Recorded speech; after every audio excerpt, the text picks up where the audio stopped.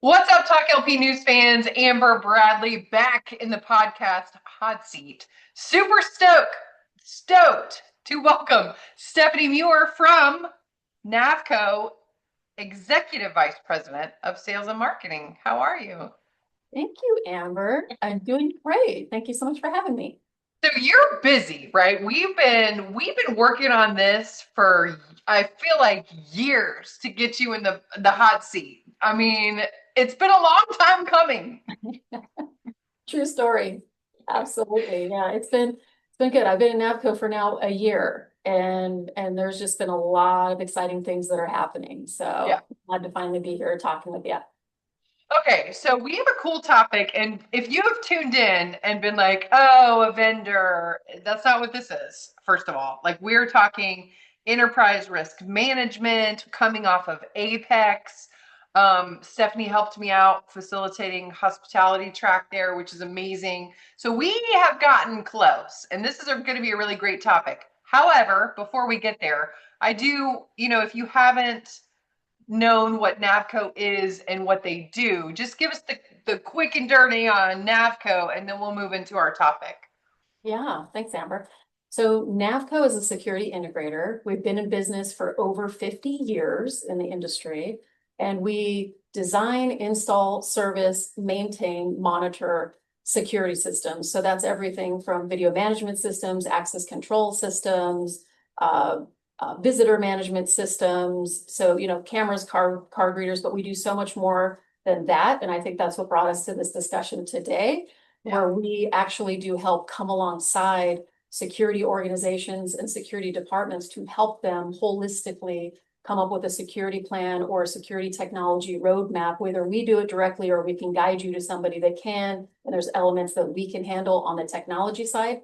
That's what we're all about. So I think that's what brought us to this conversation today. Yeah. I mean, we were talking about this, just kind of getting to know each other. And it was like, oh, okay, well, I knew what NAVCO did, but to be honest, like I really didn't know this part where if you're a retailer or of any type, hospitality, C-store, whatever, and then need help, like going like I think I've got all my risks covered, but I'm not sure. But which brings us to, we're jumping in to the topic, this enterprise risk management. I had a great session with Scott McBride and Brian Stevens at Apex, and to be honest, like I feel like it's relatively new. I know some other conferences had a session on this, and we wanted to bring it back up at Apex because we felt like it is an emerging trend to where loss prevention and risk management as concepts and departments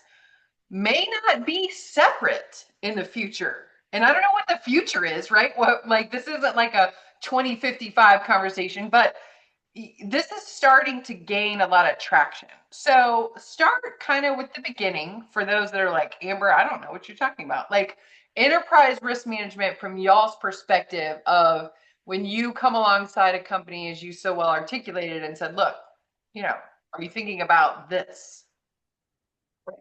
Exactly. So I'll start just kind of high level here. So there's a Yeah. difference between enterprise risk management and enterprise security risk management. So ESRM, I think, is our focus for the discussion today. And that's a common, you know, confusion point, I'll just say. So just starting there. So you're looking at the broader organization, and really what it's all about is tying the security objectives of reducing risk and tying that to the business objectives of the overall organization. So what it effectively does is it ties the entire security organization closer to what are our business goals and outcomes that we're looking at, and getting closer to what those objectives look like from the standpoint of knowing the business better. So there's a whole cycle that it goes through, from your business goals and objectives to understanding what those assets are that drive those business goals and objectives for success. And then you take it to, and this is where the security realm comes into the picture,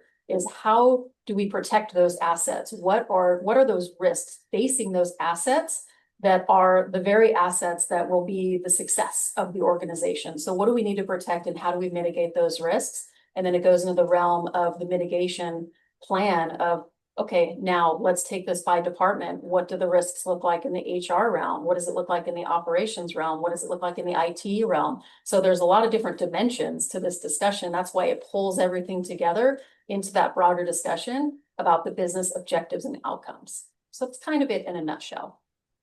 Yeah, that's a good summary because I think sometimes people are like, look, I don't do workers' comp or I don't do general liability. And while it may be part of it in an umbrella sense of where you're trying to identify the risks in those categories, that's not all that we're talking about here.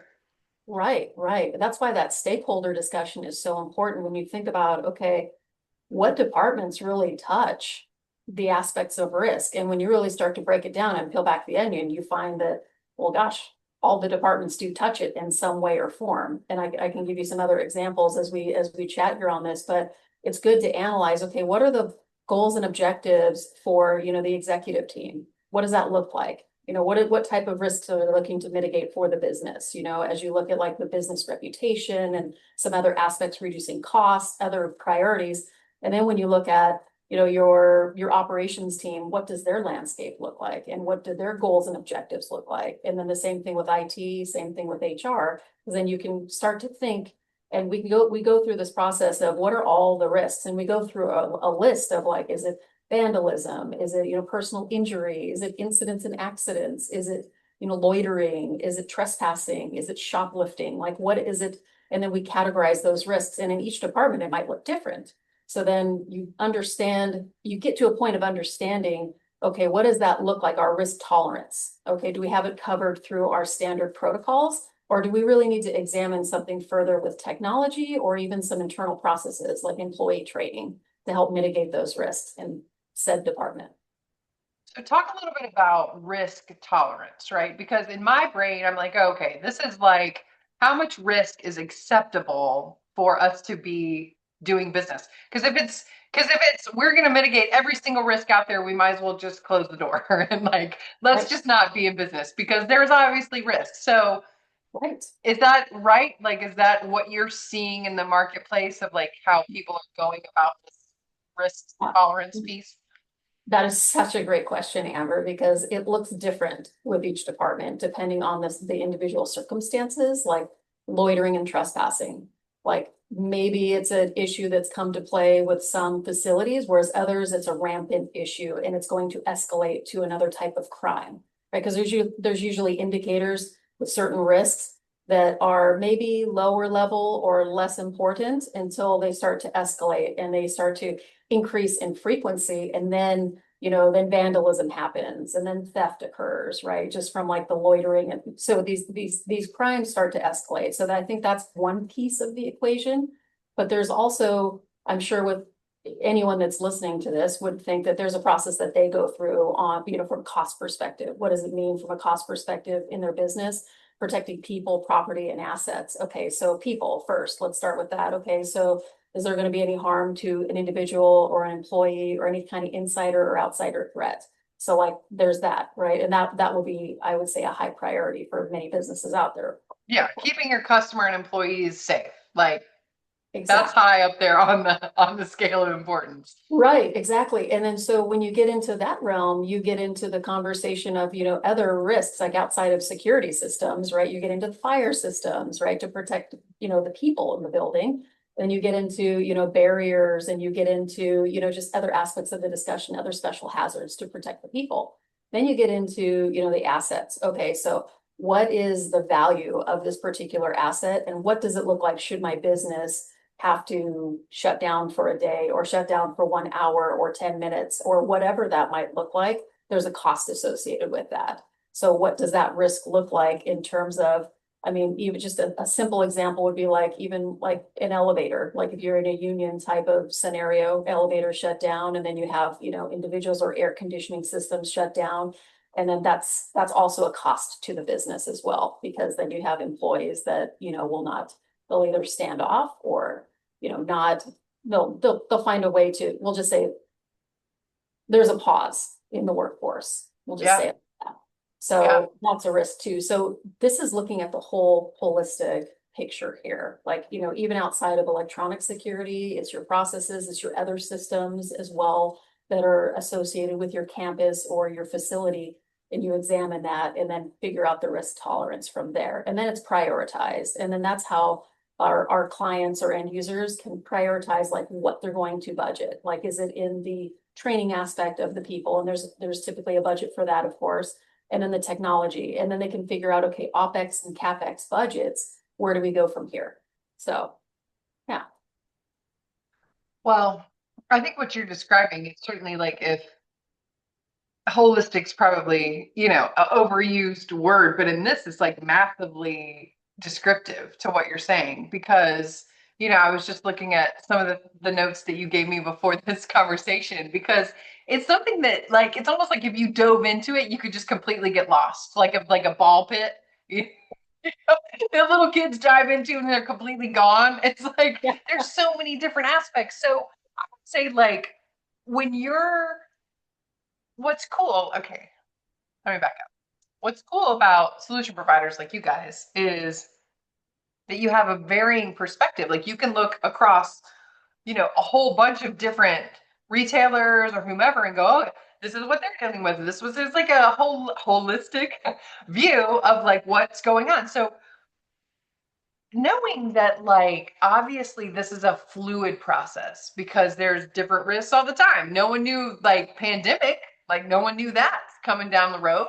So what are you seeing like come up that maybe we're like, look, we've been working with a lot of our clients on XYZ and it was a surprise to me. And now, I don't know, is it that or is it more like normal things or are there things that are surprising to you as you do these consultations with customers and clients? Okay, so this is probably the most surprising thing to me that I have found in when we have these discussions is, sometimes there's a perspective when you enter into a discussion that the person I'm talking to, they're going to have all this down.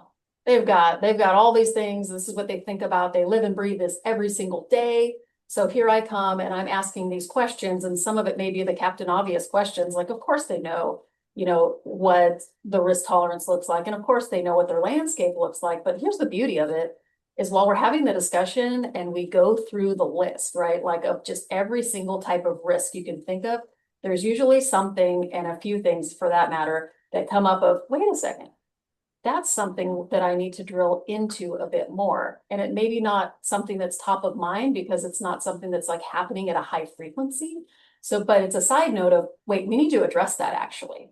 So part of the process is going through and assessing those risks and then figuring out, okay, well, what kind of assets are we protecting here? And what are those risks to those assets? And now let's like take a bird's eye view, right, of your facility, whether it's a campus facility or whatever the arrangement of your facility. And we'll go from the outside perimeter into your innermost core. Now let's take it a step at a time. And this is the part again that's surprising is you start to think, and maybe some on the security integrator side of the fence might think, well, they're going to have the answers. They can tell me what they need.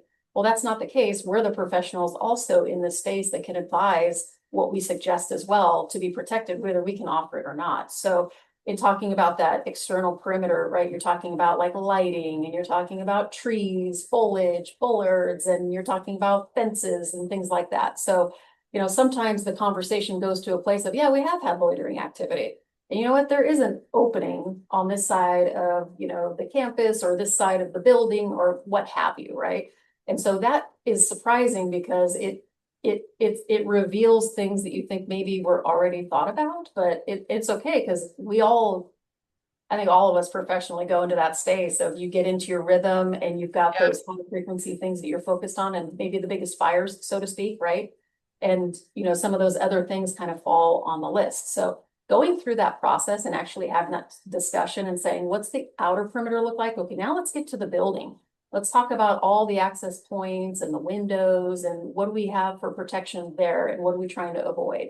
And then the innermost core, like your most sensitive computer equipment, right? Your server rooms and things like that. Like how are we protecting that? And that conversation could go from fire protection to security to your standard protocols, Firewalls or whatever. all the things, right? Cyber, IT. So you start to find that in this discussion, you're pulling in several departments. It's not something that can be done in a silo. And one example is like when, like, I'll give a cross example, like an ERP system. I know that's something that's a huge undertaking for many organizations, and many professionals will have stories about how that rollout went for their organizations. Well, part of this process with ERP is you need to pull in the parties that are affected by the system functionally, who is in that system. So you need those stakeholders at the table to tell you exactly what's needed in that system. That correlates right here to this conversation with ESRM. It's just an example of like, this is why we need all the stakeholders involved in this discussion, because they're affected by this. They're affected by the mitigation plans, and then ultimately affected by the business goals of the operation. And so when you're rolling it up that way, again, it makes security an integral part of the business goals and objectives. So, just again, kind of going back to your question, I mean, I think that's the more surprising piece is sometimes we make assumptions that like someone's got all the things covered and maybe this is going to be a wasted conversation or they're not going to find value in it. And every time I've been in this discussion, there's always been huge value. And the conversation goes into places that I might not have imagined from the very beginning, because I'm there to listen and evaluate and go through all of the steps. And then it's revealed in that conversation of where those vulnerabilities might live and how we can mitigate those. And then they get to put together a plan, and we help with that too. Like from like, hey, what do you need? Do you want us to write up? Do you need some white papers on examples? You mentioned that a little bit earlier in our discussion. Like, okay, what are some things that we're seeing out there? And how can we justify this if it's not in the budget, right? I mean, that came up in Apex. Like, how do you ask for more budget when this is just not in the plan for the year? Well, what does the ROI look like? And what does it look like in terms of if we don't do this? What does the risk look like? And so we help build out those plans to really support the security teams, in their journey of getting to the best holistic security plan for the facilities. Well, and it seems like if you're going through each department to identify risk, then you're like, okay, well, when you go to get the budget, it'd have to be a little easier because you're like, oh, well, this what I'm proposing as a solution also impacts this department and this department and this department, instead of just going, oh, well, it's just loss prevention and that's it. I mean, seems straightforward. Right. Right. I mean, it's simple example like workplace violence, right? Like that's an easy one to just call out like that. Pretty much covers every department like that you can think of, depending on the circumstances, of course. But yeah, to your point. Mhm. So if our listeners are like, this all sounds great, and I'm not doing this, or my organization is full of a bunch of silos where people don't want to talk about their own stuff. Like, how does, what do you think makes sense to suggest to somebody that's in an organization like that? Yeah, what I would do in that case, because sometimes it's change leadership, change management, right? Because it's like, okay, we're bringing something new to the table. Sometimes sometimes the defenses can be up because it's like, hey, we're doing this right, and we've always done it this way. So what I would suggest is, encouraging getting ESRM certified, going to the ASIS site and checking it out, taking a look at it, and maybe even dabbling in, there's a lot of articles, there's a lot of videos of information like what is ESRM, and start to wrap the mind around what it's all about, because folks might think, okay, we have a process for this, or we have this all laid out and we're buttoned up. But the beauty is, hey, take a listen to this and see if there's any soft spots that you have in your organization at all. And if you know all these things already, then this is a review for you. But if you don't, then you're going to be able to pick up these nuggets. And what it does is it shows you a framework. It shows you from each perspective of individuals within your organization. So, even if we think we have most of the answers, we don't have all the answers, because there's other people in your organization that have a different perspective to bring to the table. And that's part of the training. The training takes you through, what do those perspectives look like with those stakeholders? How do they respond to risk? What is it that they do? And then you can examine that and say, you know what, we really need to pull in this other department to get their participation. And then what it'll do is it'll spark ideas of how to navigate that landscape within their businesses, and say, I just listened to this ESRM presentation on ASIS. Some people say ASIS, it's ASIS.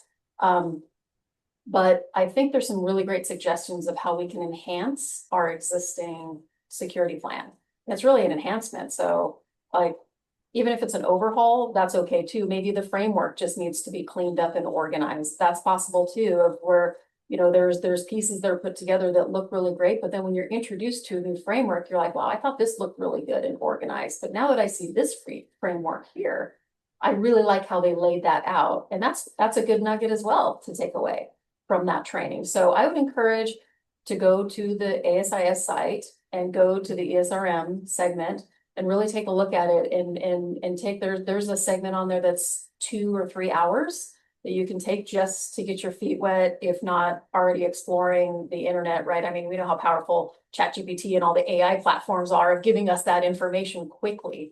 But I think that they're going to find that when they go through this process, that they're going to pick up new ideas that they didn't have before, or it'll spark a question that they might not have had. So it improves the process one way or the other.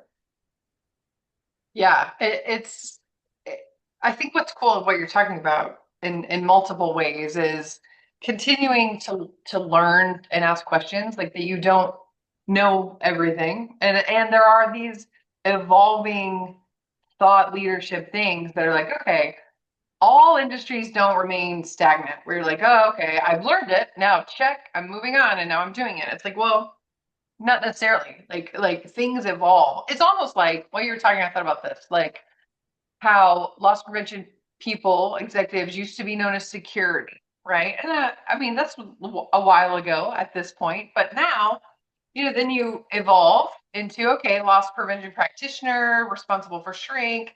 Then here comes the pandemic, and now they've evolved into, okay, loss prevention executive, enterprise security risk executive. I don't know, but it's like, okay, but then they've got safety, they've got vendor fraud, they've got, all of these other things, that it's like, okay, if you think there's not going to be another evolution, or maybe you're just biding your time till you retire, like, it's coming. It's here.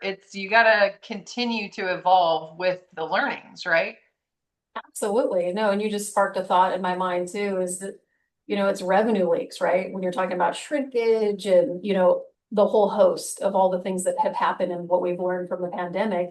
And when you think about the role of security, I mean, when we're protecting those assets and really like putting together a holistic plan, it really impacts the business in a huge way, right? Because those revenue leaks are, I mean, it's interesting to look across different businesses and what that impact looks like. So, I mean, security is an integral part of the business goals and outcomes. And so and I think that's sort of the paradigm shift here too, that you just hinted at, is that, the role of the security department and the force out there has evolved to a place of more core to the business as well, not just a bolt on taking care of security and reducing incidents and mitigating, but also looking at the business holistically from the standpoint of helping with those revenue leaks. So it does impact the business. It's not just security, right? So, Yeah. Yeah, it's almost like it's multi layers forming right before our eyes if the executive is willing to look and learn and uncover kind of what everyone at the highest levels is talking about. right, right, exactly. It's interesting. I sat this was a panel presentation, so I won't give the names of the individuals or the companies, but it was a really interesting discussion, Amber, because they were talking about like a shoplifting group and how they target retailers. Like, what are the things that they're looking at? And they're aware of the technology. They're aware of what's out there with VMS and AI. They know all the monitoring. They're aware of that. What they look at, and I found this interesting. I just thought I'd pass this along because this does fold into the ESRM discussion on training and making sure you're cross-functional across your entire business from a security standpoint. These individuals would target retailers by how their interactions were with the staff when they enter the facility. You've got the greeting role, whichever title they may be, they come up and they greet you and make sure that you're taken care of. Well, as they go deeper into the store, if they're treated with that same level of attention, they realize, okay, there's a high level of training here. There may be a risk for me. I'm just going to go to an easier target, right? Even knowing the technology that's watching them on the day to day. And when they go into a facility and they see that the other individuals are not as tight and they're not as attentive, they're not as alert, they're not as, focused on them as a buyer, then there's their target right there. So that's a piece of the training element that comes into also ESRM, holistically, because it's everything from physical to electronic security and then training, your inside forces. So it's just a really interesting discussion because you can kind of take this and I know it can be overwhelming, but you can take this in slices and just try to attack it at different angles, whichever angle is the highest priority for those businesses. So I thought that was a really good and interesting example to hear. Yeah, that is a really good one. But okay, you've given us a lot. We're going to put your contact information into the show notes. So if people want more information on this or even understand more details about what Stephanie's talking about, contact her, link up with her. She will give you the whole rundown. I'm assuming risk is, sitting down and talking through the different risk pieces, which when you were talking about that, it was like, well, yeah, I mean, how great would it be to just sit down and talk shop with someone that could help you discover blind spots that you may not even know that you have. Exactly. And that's what I've seen come out of these discussions. It's interesting because it's just going through the process and having that discussion. Yeah. So I love love it. it. Okay, we're going to put her information in the show notes. Thank you for listening. Thank you, Stephanie. It's fascinating. Yeah. Thanks for having me, Amber. Appreciate Yeah, it. very cool. Okay, also some information about NAVCO. Why not? We'll throw that in the show notes too. Thanks so much for listening. This Talk LP podcast. Download the app. Why not? Follow us at Let's Talk LP and sign up for the get all the information, everything you need right there in your fingertips. All right, guys, thanks for listening. We are out.